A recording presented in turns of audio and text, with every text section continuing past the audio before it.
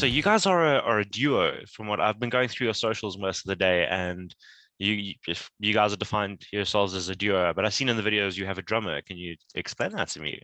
Sure. Yeah. So the band is essentially just me and is me and Drickus. So he handles the visual side of things because we're very visually based. I'm sure that you might have picked that up if you went through the socials, and I sort of handle the music side, but obviously he also plays guitar, and so that's just us. And the initial thinking behind that was it's that it would be easy to travel. So wherever we go, we will just find session musicians to play. And so that's the case with the drummer. Is that the drummer is a session drummer. He's a friend of ours. But yeah, he's not essentially doesn't form part of the band um, as like what Future Radio is. So yeah, we're just a duo. Okay, that's fantastic. I just wanted to make sure of that. And confusing order of things here, but guys, introduce yourselves and what it is that you do and what Future Radio is. Cool. I'll start. My name is Johnny. I am the singer, songwriter, and guitarist of Future Radio. And yeah, I suppose in terms of that, I'm the front man of the band, and I'm mostly sort of, well, I'll see myself as in charge of the music side of things. Not that Drickers doesn't have an insight or a say in that. That's not what I'm saying. It's just like that's my main job description, if I might say so. And it sounds weird that we are talking as a band, but when Drickers talks now, you'll understand how this fits together. So I'm Drikas, and I've sort of formed part of the visual side of the band. So when we got together, we sort of brought our strengths. So I have like a history of design. I studied it as well. So yeah, that's sort of where I come in in the band. And yeah, I can play also guitar. Johnny was my guitar mentor a few years back. So That's cool. yeah. That's cool. Do you animate as well? Yeah, I'm trying. I'm trying. It's honestly the I've been animating now for 2 years, and it's been fun. So I won't really call myself an animator so far because I think there's still a lot I need to learn. But yeah. He's just being humble. Yeah, it's a good mindset to have though. It's a really good mindset to have that you can always improve, you can always grow. So tell me like about Yeah. the concept of Future Radio. Like it's a visual based, rock band, and you guys are trying to tell a story through songs and like visual animations and those kind of things. How did that idea come about? What did you guys, was that the initial idea? Was it something that came up later? Or was it something that you came together from the beginning and said, hey, I have an idea to make this cool? Now, that was Johnny. Johnny came with the idea. He started with it. Like he brought me on board.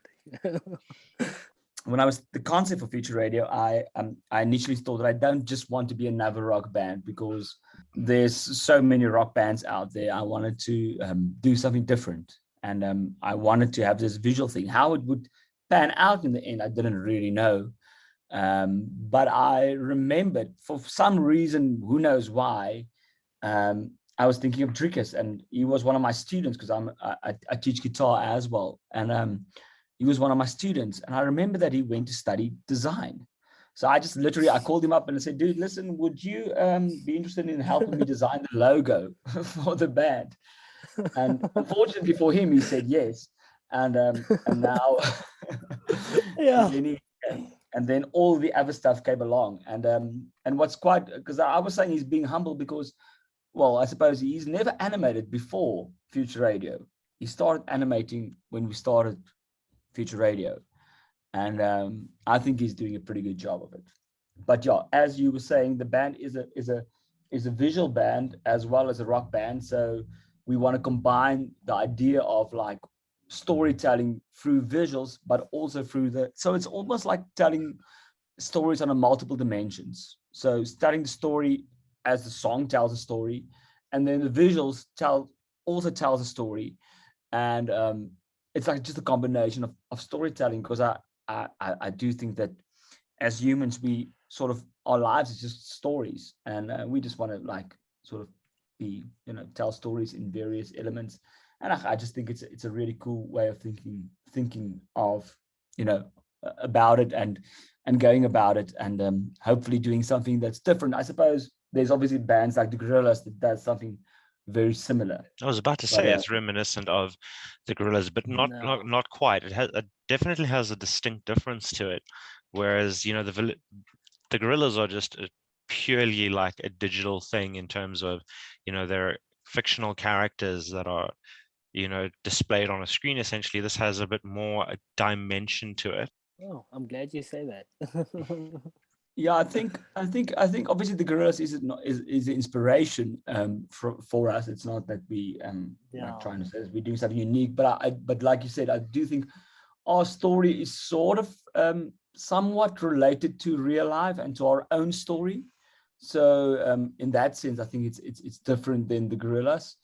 But I think it's kind of nice with animation. You can do anything, you can, and that's kind of a cool thing for us, because you can tell your story, but you can also add some cool things that make the story spicy, make it That's so cool. Dix, I have to ask, man, are you by any chance a fan of One Piece? One Piece? No, I don't know One Piece. Is it an animation? Yeah, it's an anime in general. I'm a bit of a weeb. I apologize in advance for that. Oh, no. But the whole the animated with the ship set with the single sink the ship. Yeah. That whole animation, that whole skit made me think of One Piece and made me want to go watch One Piece again. And I thought it was really, really cool. Okay, now I'm glad that I must say the sink the ship animation was sort of like a breakthrough for me. It really felt like, okay, what I tried to achieve, I got about like 75% there. And most of the previous animations, it was more or less like 50%. So I am proud of that. Where did you get the inspiration from? I didn't even ask you this. Where did you get the inspiration for Sink the Ship? Because it's obviously different than our normal story. Can't really say I had like a specific inspiration. I did look at the Kraken Rum, most of their ads, and they have some really cool ads, but I wouldn't say that was like the inspiration, because their style is completely different. I think it was more like Drieke's non-filter. That's cool. Like, irrespective of what the inspiration was there, that's still really cool. Just for me, I immediately drew back to One Piece is an anime about pirates. So that's yeah. I quickly Googled them, and I actually did look at some of their art style on like for inspiration now, but I didn't know that was the animation's name or anything. Oh, snaps. I wasn't wrong in like what it made me think of. That's fantastic. That's so cool. No, too. I definitely did look at some of their ships. I love that one main ship that they have. There's the one with the lion head. 3D model of it. Yes, there was like this 3D model of it, and I thought it like, wow, the guy who created this must be just like level 1,000. General designs in that show, like the art style can be very strange sometimes, but it's really cool. Yeah, I'll definitely go check it out. Like the past few months, I do take like, let's say, time in the week just to look at like a specific animation out there, or do some research on like a new style, like that Arcane series that came out, like that style that's sort of breaking the internet. So I'm trying to like develop as a, let's say, in the world of animation, trying to how do I say sort of this? educate yourself. My understanding. Yes, educating myself a bit better. So I even looked at Pokemon. One Piece is not a casual experience. I will just forewarn you, because this is a running joke even amongst One Piece fans. It is basically the longest running anime in history. It has been going since the 90s, since the early, I think 93, 95, I think, or 96. And it is still releasing new episodes to date. It hasn't actually ended yet. Wow. It is currently on episode, I believe, I think the last one I saw was 900, or wait, hold on a second. let's just Google that quickly. Yeah, just to forewarn you, yeah. So the latest episode is something. It's episode 907. So it's Yo, there is basically like damn. two and a half decades of evolution of art style, which is cool, but it's not for the Is faint it the of heart. same animator, or is it different animators? Obviously, I'm can't be the assuming. I same. think so. It's the same writer of the manga, so which is the Japanese comic that it's based off of. So the person who came up with the original art style, the actual person who creates the characters and the designs and those sort of things, that's obviously the same all the way through. But Yeah. I think with animation studios and whatnot, Yeah, it would yeah, yeah. obviously be to it like a team, if I'm not mistaken. It's really interesting that we're talking about this series now because this is sort of my dream for future radio as well. It's going to be our story and it's going to grow in the next, let's say, 10 to 20 years forward. That's what it's going to become at the end of the day. It's just a whole bunch of episodes. Because you guys release your songs as episodes in seasons, if I've read this Yes. correctly, and if I've looked at the pages correctly. That is such an interesting concept. Like it's really unique. Yes. And it's definitely unique from music, like how do they release music? Usually it's just like a few singles that go out and then they drop the entire album. Now we sort of dropping all the episodes as singles because they need to form part of the episodes. I've never seen like an episodic approach to music, and that's intrigued me greatly. Like I've literally, like I said, I've been going through the socials and just checking through it. And tell me a little bit more about the story that you guys are telling. I'll tell the first part, and you can tell the second part. But the first story, it was my concept because Drukas wasn't on board yet. So I sort of wrote the music and recorded the first album with the concept of freedom in mind, because I sort of quit my full-time job. Like it was still a music job, but I was working full-time at a school as part of the music staff of the school. And but I struggle with the idea of authority, and I just want to do my own thing. So I wrote the album called Freedom to sort of like an emancipation of of the kind of corporate kind of idea of world, And then so the story I sort of was like the story that we did on the first season was so season 1 was called Freedom, and that was the first album. And as you say, every song releases with an episode, but there's also like acts in between. We like sort of like there's like a little voiceover that sort of like links the stories together, the music stories. So so there's like a sort of like an act, and then there's like the music, the song, the singles, along with the music, animated music video kind of idea, and then there's an act and so forth and so on. So the first season we sort of had an idea because the story was sort of like my story, but it's a bit different from where we are now, and Drickers can pick up from there, I suppose. Yeah, so the stories ended season 1 now with what Johnny talked about, ended where he sort of left his job and he started to pursue his dream. So it was the idea of freedom and pursuing your passion in life. That was sort of let's say the core of season 1. And now season 2 is sort of the struggle within that. So, to follow your dream, it's not going to be easy. That's not really what we're trying to say. We're not trying to say, quit your day job and follow your dream. So season 2 is sort of where Johnny finds his struggle, and then in season 2 he finds Drickus, and then now the story still needs to progress from there. But yeah, season 1 is Johnny. Yeah, but in terms of the writing kind of idea perspective, is like the story of the second one is sort of like we write it as we go along. So there's no definite. We know what the end is, but we don't really know how we're gonna navigate to there. So it's kind of like it's sort of like we write it song for song. Yeah, and towards the sun words is sort of like he doesn't know where he's going, but he's going towards the sun, And I thought that was very symbolic for the two of us, when we started season 2. No, that's really cool. Like it's such an interesting approach. It really fascinates me. And like how long have you guys been playing your respective instruments? It's interesting to have a teacher and a student in a band together. I don't think I've ever encountered that. how long have you guys been playing your respective instruments, and what got you into music in the first place? Sure. I've been playing since I was sort of 16. So I think I started kind of late in a sense. But yeah, then I started playing at 16, sort of self-taught until I was about 24, obviously playing like in garage bands and that kind of scene. And then I actually went to study music. And yeah, and then after finishing my studies, I've been sort of a full-time musician and sort of like a freelance guitar player, gun for hire kind of idea.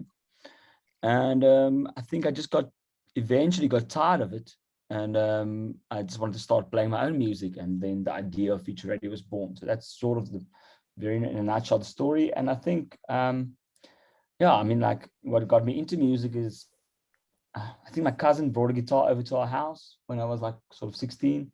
And when I picked it up for the first time, even though I couldn't play anything, I just sort of knew that's what I wanted to do for the rest of my life. So that's my kind of like my story in a nutshell for the music thing. But I can't do anything else. I don't want to do anything else. Just music. That's all I want to do forever. And is what you're doing. Yeah.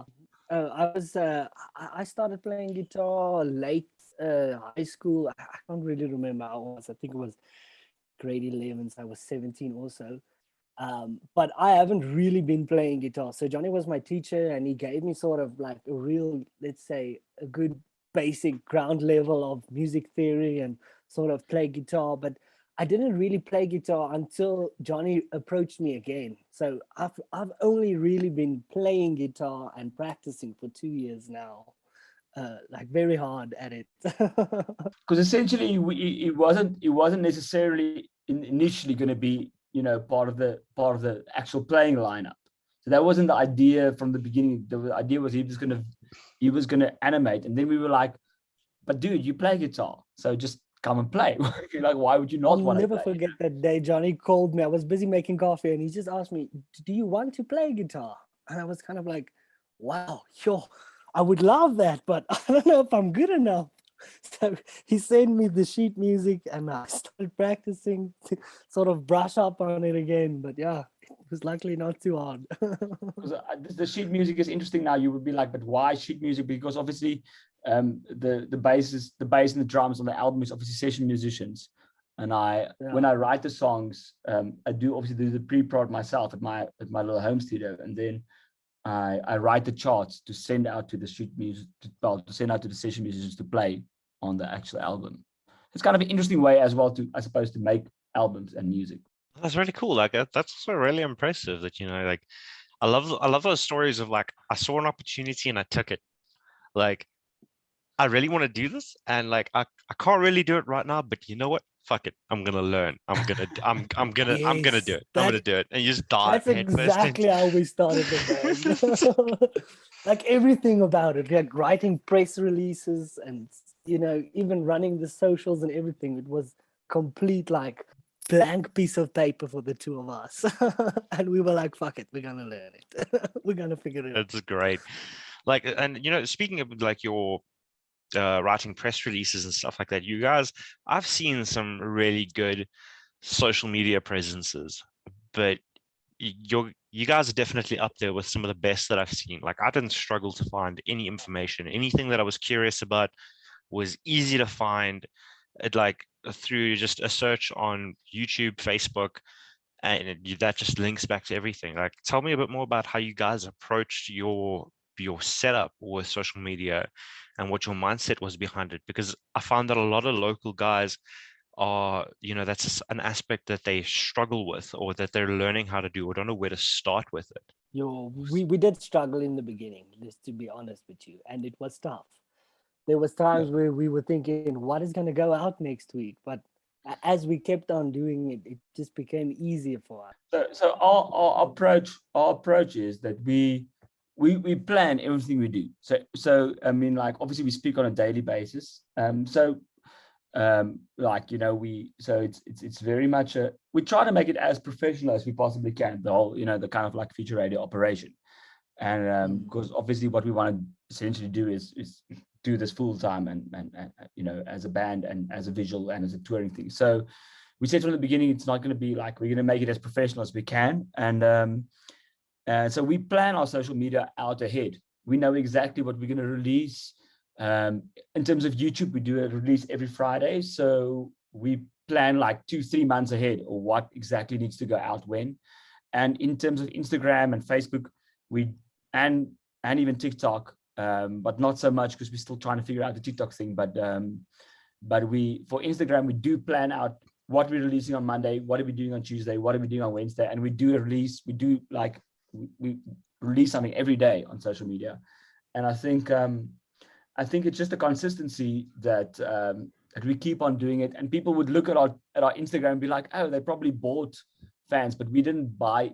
Not one of those ones. Is it not even sponsored ads? From my understanding of the Instagram algorithm, the fact that you guys post basically twice a day, the consistency at which you post and the consistency at which you engage with your audience, that's organic growth. That is what organic growth is, by communicating with your followers, by posting daily and stuff like that. That is one of the things that the Instagram algorithm loves. Yeah, so that's our approach. I think it's just a very planned approach, and I think look, we spend a lot of time creating content. I mean, like, we spend all our time basically. Yeah, we literally I teach in the day, teach guitar, but Drickus does this full time, and he's the only animator. Which, I mean, like, as you said previously, that obviously those other stories has got a bunch of people animating, where he's the only one that does the animation. And so he's in charge of all the nice visual stuff. I don't take any credit for that. But we do, literally, we spend all our spare time creating content. And we really work hard at it. So that is an incredible work ethic. Like, that's impressive, because in today's day and age, everything is just so chaotic and tiring, that to have the work ethic, and because putting out content is not easy. It's not a click and shoot thing. It's not a quick 5-minute job.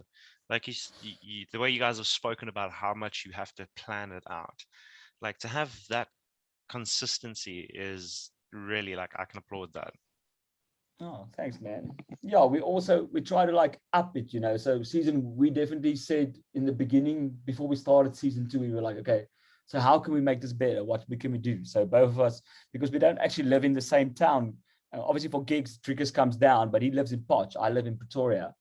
And so we both got green screens. So we can do a lot of stuff remotely. He's got a green screen at his house. I've got one in my house. So we can, we want to do videos and stuff like that. We can shoot it, and it can look like we're sitting in the same place. But yeah, that's so cool though. Like, I would never have guessed. I would never have guessed that you guys are Potch and Pretoria are not close to each other. Hour-and-a-half drive. Yeah, it does feel a lot closer these days. That's just familiarity talking. That's just So it's an operation. but it's nice that it's just two of us. I think if there was more people involved, it would be difficult, because we can take the decisions, we can do the conditions very quickly, and we sort of got the workflow down now, and that makes it kind of really cool. I think if there was a third person or a fourth person involved, even though that might make the workload a bit lighter, it will make the decision-making process a bit harder. Because that the difficulty goes up. The more people there are, it goes up exponentially when coming to a decision-making process. Yeah, so, and he knows he's in charge of the visuals, because he's got the final say on that. I can give some opinions or whatever and say, that's cool, but maybe this. But he's got the final say. And in terms of the music, he can say, yeah, maybe we should change that. I'm not sure about that. But then I've got the final decision, and that's kind of cool, because we've got our specific roles that that's our thing. Yeah, and I think that's really, that helps as well, because we both really, after this, let's say 2 years now of doing this, we both really have a clear idea of what we have to do. So it does help. It makes it a lot easier, and especially if it's just two, we can really quickly back and forth about something that we need to discuss. Yeah, no, That makes complete sense, though. Just makes life significantly easier. So what are you guys' plans for this year? What are you, or like, are you busy working on the next season? Have you been releasing the aspects of it, or? So season 2, so we're gonna obviously finish rolling out season 2, which is basically the second album. We still, how many songs have we released out of this album? I think, was it song number 4? No, it was Towards the Sun. 4 is 4. Yes, Yeah, 4. so we've released 4 singles. now. There's 9 singles on the second album. So there's still 5 songs to come out from that. And it's really, I mean, like, we're both very excited for the songs. We obviously released the Sing the Ship now, which is not part of the album actually. So it was just like a little loose thing that A quick was detour. for our collaboration with the rum company that we released that one. But yeah, so there's still another 5 singles coming out, and we've got big aspirations. We want to, so our goals is this year to reach 250,000 plays on Spotify. Same for 250,000 views on our YouTube channel. We want to finish recording the 3rd album, so season number 3. What else is there?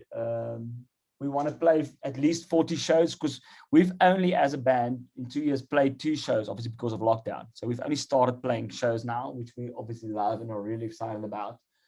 I can't remember all. We've got like a whole goal list.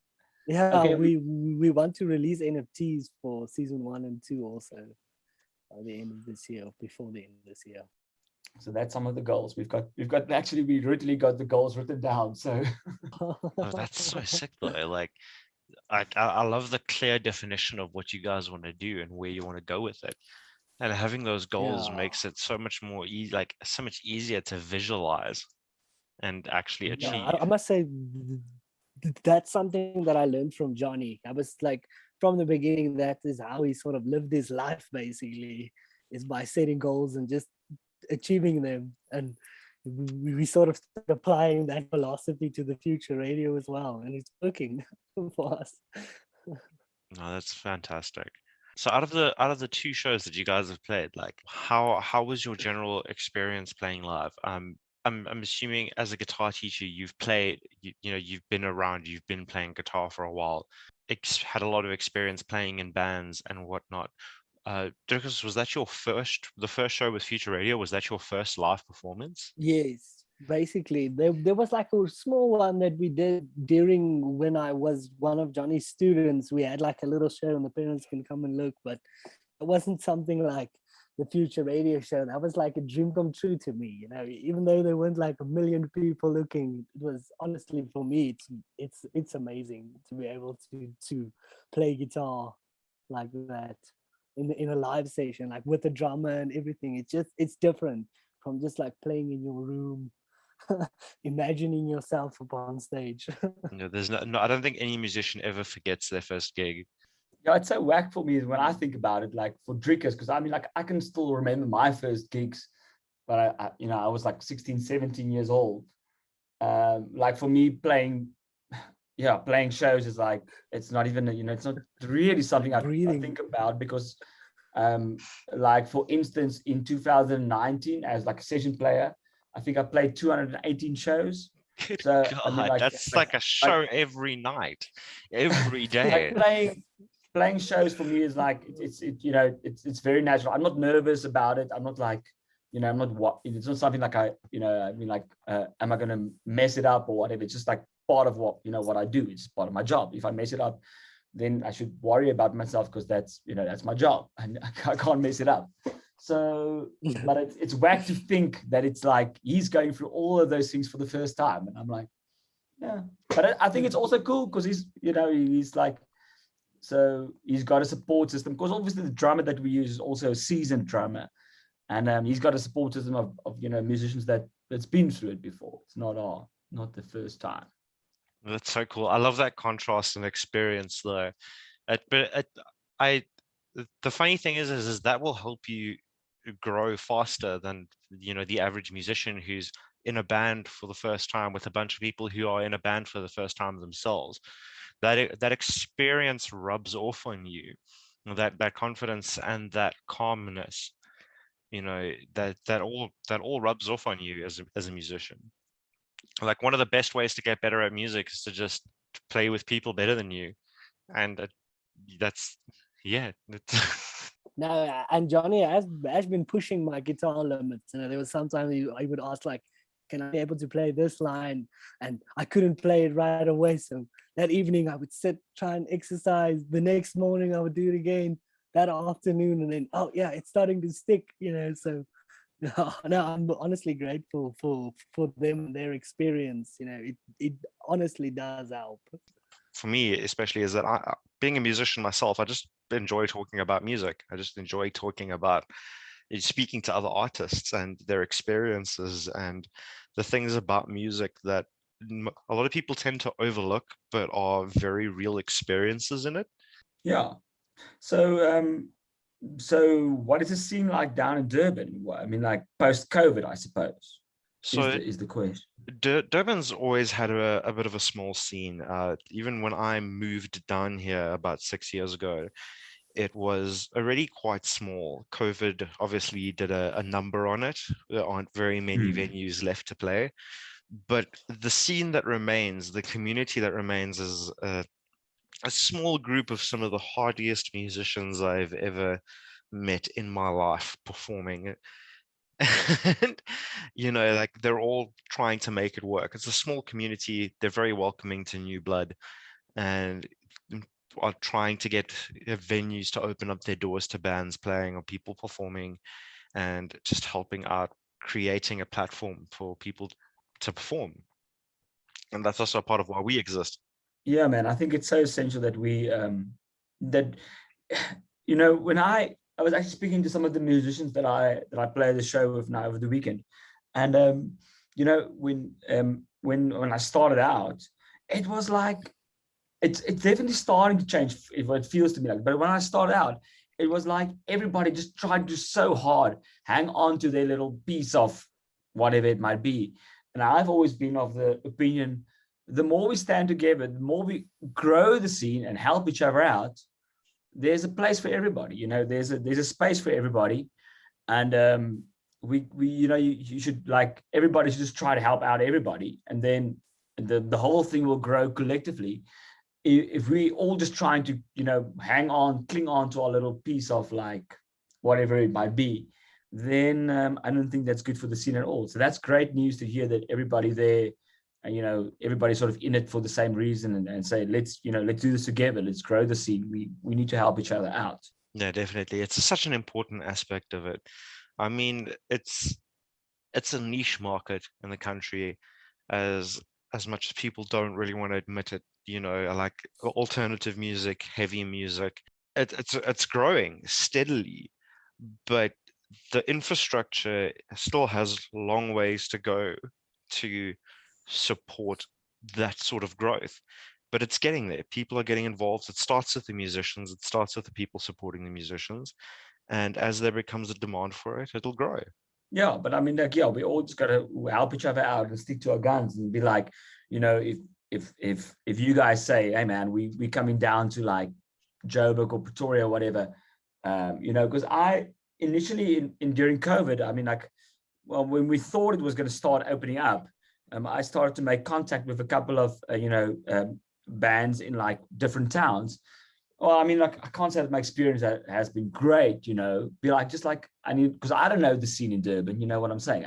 I don't know what it's, where does original music play, or for that matter, in Bloemfontein or wherever it might be, And the only way that I will be able to find that out is by talking to local musicians and say, guys, like, and for instance, for us to travel down, it's unaffordable to travel down with 2 cars. So we'll need to say, for instance, well, we need your drum kit, whatever it might be. But when you come down here, you're welcome to use ours. I think that's the kind of thing that we need to create, is say, we need to create our own little circuit and say, well, if you come down to us, we'll help you when you're down here. Then when we come down, wherever we go, you must help us out. I'm not saying you as in Marcel. I'm just talking about, wherever you go. No, definitely. Yeah. I fully understand that, like, that sense of camaraderie, just working together to make everyone's experience easy. Like that's a lot of how we operate in Durban with gigs, because there isn't that many venues or, venues that are catered specifically towards music. What happens is that there's no set backline at the venues. There isn't a PA or a ready in-house kit or things like that. So a lot of the guys run on exactly that. Cool, your band brings the kit, the drum kit, will bring amps, so on and so forth, and people run through that way. That's generally how we have to function in Durban at the moment, and it's definitely something that can benefit guys in terms of just making the scene interconnected, especially across towns. Yeah, I wonder we should actually start a thing like that, because I mean, like, I'm sure that there's a couple of Joburg bands would love to play in Durban, and I'm sure you guys would love to come play here. I think it's a bit easier to come down to Pretoria because there is sort of set venues like the Railways and the Jar Bars, and then now the Suvar Bar, or the Rumors in Joburg, which is sort of like set venues, and it's not impossible to get in there. You know what I'm saying? But I mean, like with like in Durban or Bloemfontein, I don't even know where to start. I mean, like I don't even know. I don't even know where to start looking. You know what I'm saying? I think we need to start an app. Let's create an app. Tinder for gigs. Yeah. It would be nice. And we can create our own little circuit and say, like a movement between the stuff. But yeah, it's also hard because there's always people that don't want to do their part, and then it makes it a bit difficult, I suppose. Yeah, I think now, hopefully with COVID easing up and restrictions easing up and so on and so forth, it gets a lot easier to play shows, not just locally, but in other towns. And I would love to watch you guys, to sort of see the visual concept in practice and how you guys perform and portray it on stage. I'd love to see that. So that was, so that was our whole idea of the whole rock and run thing, and that we've started now. Because, with my initial struggles to try and find shows, because I mean, as I'm sure you would know, it's so hard for an original rock band that plays original music to go play. I mean, like if we were a cover band, I mean, I can organize 50,000 gigs, of the band. That's pretty easy to organize a cover gig. But to play original music, so what our concept was like, well, my friend has got this rum company. I called him up. I said, let's do something together. You can get into any venue if we run a promo. We can go play in venues where traditionally there won't be like original rock music being played. And that's the whole concept. So we can now go and expose, I suppose, our music and grow our following by going to play music, people that wouldn't necessarily go out to Rumors Lounge or to Jar Bar or wherever, whatever is like a sort of original music venue. And so that's the whole concept behind that idea. No, yeah, it's like, I think one thing that we lack in the country is people who go out to listen to music or watch bands for the sake of watching bands and discovering music.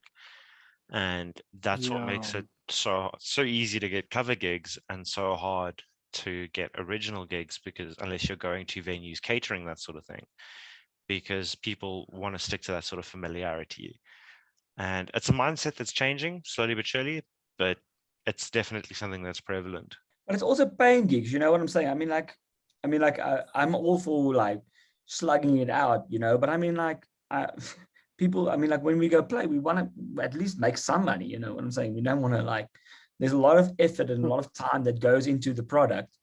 And, it would be nice to get paid for it. And that's all sort of what we, also try to do with this whole rock and rum thing, is like when we pitch the thing, we say, well, there's a fee for the band, you're going to have to pay for it. And hopefully we're still sort of slide getting it off the ground, but yeah, we're excited for the venture, and it seems that it will be paying off. But it's hard to play shows and get paid for it, and which is so crap, because like they'll easily fork out $5,000 for a cover band, but when it comes to original music, you have to go play for free. And it's like, how does that even work? No, there's a huge disconnect with that, and I understand exactly where you're coming from. Because it's, I mean, like also like the whole money thing is like, people are just scared to talk about money, but I'm like, we need to talk about money. We need to talk about making money.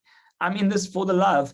but I still need to make money of it. You know what I'm saying? I'm like, sure, I love making music, but you know, I also need to put food on the table and put money, put petrol on my car to get to the venue. At the end of the day, being in a band is essentially a business. It needs to keep itself afloat. You know, it needs to fund itself. You need to get it. You need equipment. You need transport. You know, you need a budget to grow. And like a lot of people just don't understand that. Why should you be paid for that? Whereas it has its own turnover. It is a business in its own right. It needs to make some sort of profit in order for it to actually continue to function. Yeah. And that's it's, I mean, like, obviously that's how we run the band, and obviously how we think about it. Yeah, it's obviously like the only way to really make money is to play shows and like you know, and sell merch. I mean, like we've got I mean, our streams aren't bad on Spotify or whatever the streaming platforms, and we were lucky enough to get some cool playlists. But it is, you know, like the money that you make of that is I think I can actually tell you exactly how much money we've made so far. We have made we have made so far a whopping $121 from streams. Wow. That's actually more than I expected. Like usually those are like amounts are like laughably bad, but that was actually like, okay, that's yeah, like it's sad that you'd be like, that's decent, like, you know, that's like, goddamn, that's well done. so I mean, like, that's like, yeah, that's insane. So but we positive, and we're slugging it out, and we'll find a way to make money. You know, all I'm trying to say is that musicians should stick together, because we're stronger when we're together.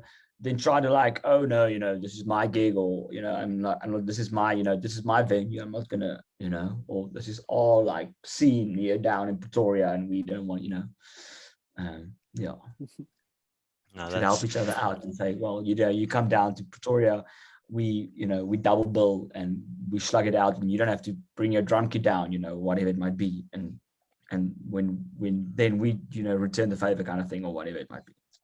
Now, guys, in closing, where can people find your music? Where can people find your content? And if they want to check out your story that you're telling, where can people find that content? So our main focus at the moment is really the website and on YouTube. So on YouTube, you can really find most of, let's say, the core of what we're doing. And then on Instagram and Facebook, we are also a lot. I don't know if there's something you want to add to that, Johnny. So yeah, I mean, like, obviously music wise, it's on all the streaming platforms, wherever you want to find it. I suppose the website is sort of like the heart of it all. I mean, like, where everything, you'll be able to find everything contextually. In terms of like the socials, we are on all of them, and very active. So yeah, I think just maybe for people to get into what we do, we've for the first season we've released a short film that's got all the animated parts in it. So if people want to sort of catch up on the story to where we are now, is they can watch the short film and they'll see the first season, and then from there on it will be I think a bit of an easier into the whole Future Radio concept. But yeah, if all the socials, Instagram, Facebook, and then obviously all the streaming platforms, Future Radio, and then Future Radio Band on Instagram, and I think on YouTube it's also Future Radio Band. Yeah, because there's obviously there's a radio station somewhere in the UK that's called Future Radio. I think they've stolen our URL first. I've experienced that. Nothing worse thinking you've come up with the most, like, that no one else could have possibly used in any context, and someone has. Yes. God damn it, the internet. Yeah. Yeah. Luckily, there's no other Future Radio Band. There's just a radio station in the UK that's called Future Radio. It would be interesting if you guys could get on that radio station. It would be. I've actually thought about it. I think I've emailed them the press releases. We haven't gotten any responses. Maybe they upset because if you Google Future Radio, we come up first, not them. I love it. Like, you're listening to Future Radio, and this is Sink the Ship by Future Radio. And I could just imagine that's probably why they would never play you guys. It would just cause massive confusion amongst their listener base. It would just be like, what is going on? Like, we have the band, Future Radio band.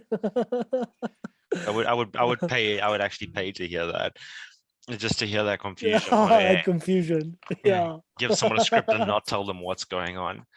Now, guys, when we close off an episode, we play a song by the band of their choosing, one of the band songs of their choosing. What song would you guys say is the best would you say best encapsulates Future Radio? That's gonna be Johnny's call. He's the music man. Let's go for, I think the one that probably encapsulates the band the best is the second latest single, which is Give Me Something to Believe In, which is the one prior to Sink the Ship, which is sort of like almost like where we're going now musically, which is sort of like a bit more kind of punk, but there's still the riff and the rock idea. So it's like sort of a riff rock. I mean, we sort of combine punk, rock, and like riff rock. That's sort of our genre, and I think that one is sort of encapsulated, and it's currently number 13 on the Mix FM Top 40, which we're kind of proud of.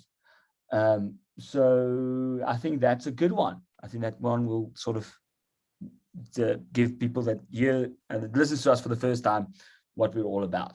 That's fantastic. Guys, thank you so much for taking the time out of your day to have a chat with me. I really appreciate it. I've had a blast talking to you and learning about you guys and your music and the band. That's been really great. Thank you so much. Thanks so much for the opportunity, and we will see you in the gig circuit hopefully very soon. Definitely. Yes.